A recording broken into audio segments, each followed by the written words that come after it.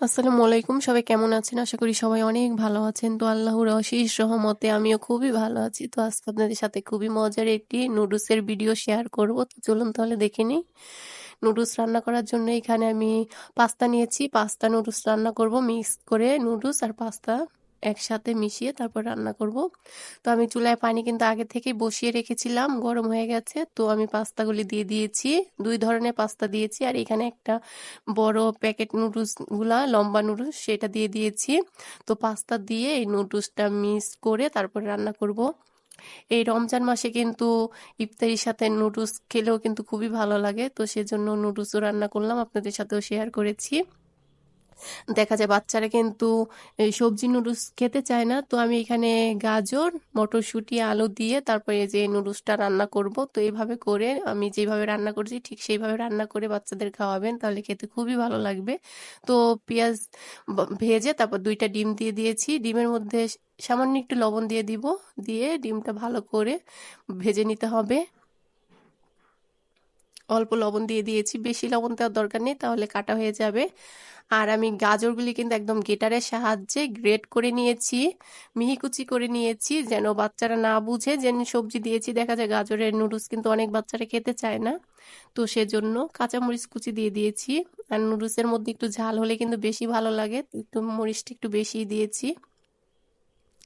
এখন কিন্তু বাজারে অনেক গাজর পাওয়া যায়, তারপরে মটরশুঁটি পাওয়া যায়। আমি সব মিক্স করে তারপর রান্না করবো। এখানে আমি টমেটো নিয়েছি, কুচি কুচি করে কেটে টমেটো দিয়ে দিব। আর স্বাদ মতো লবণ দিয়ে দিলাম। সামান্য একটু হলুদের গুঁড়ো দিয়ে দিয়েছি। একটু লাল মরিচের গুঁড়ো দিয়ে দিলাম। এখন ভালো করে এই টমেটোটা একটু ভাজা ভাজা করে নিতে হবে। আমি এইখানে কলই শাকের সেই যেটা সেটা দিয়েছি।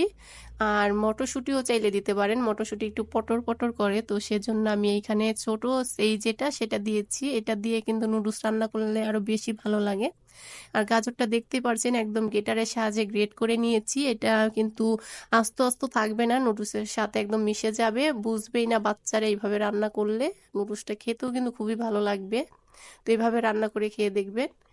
এখানে আমি একটু মশলা দিয়ে দিয়েছি, এক্সট্রা মশলা দিয়ে দিলাম। আর নুডলসের প্যাকেট মশলা তো দিবই, এখানে এমনি ঘরে বানানো মশলাটা ছিল সেটা দিয়ে দিয়েছি জাস্ট একটু ঘ্রাণের জন্য। আপনাদের বাসায় না থাকলে স্কিপ করতে পারেন, সমস্যা নেই। তো একদম ভাজা ভাজা হয়ে গেছে, মশলাগুলি দেখতেই পারছেন। এখন সিদ্ধ করে রাখা নুডলসগুলি আমি দিয়ে দিব। তো আমি কিন্তু নুডলসগুলি সিদ্ধ করে ঠান্ডা পানি দিয়ে ধুয়ে নিয়েছিলাম, একদম ঝরঝরা করে নিতে হবে, যেন বেশি সিদ্ধ হয়ে না যায়। বেশি সিদ্ধ হলে কিন্তু গলে গলে যাবে, ভালো হবে না নুডলসটা, আর খেতেও ভালো লাগবে না। তো আমার নুডলসটা কিন্তু একদম ঝরঝরা হবে। আর দেখতে পারছেন বেশি সিদ্ধ হয়নি, একদম ঝরঝরা আছে এখনো। আর পাস্তা নুডলসটা খেতেও কিন্তু খুবই ভালো লাগে। তো আমি যেভাবে রান্না করেছি ঠিক সেইভাবে ট্রাই করবেন, বাচ্চারা কিন্তু খুবই পছন্দ করবে। এই রোজার মধ্যে এত ভাজাপুরি না খাইয়ে কিন্তু এইভাবে নুডলস রান্না করে ঝটপট দিতে পারেন, বাচ্চারা খেয়ে নিবে খুবই মজা করে। তো ২টা প্যাকেট মশলা দিয়ে দিয়েছি নামানোর আগ দিয়ে। এখন ভালো করে মিশিয়ে নিতে হবে। আর এই পাস্তা নুডলসটা কিন্তু খেতে আরো বেশি ভালো লাগে।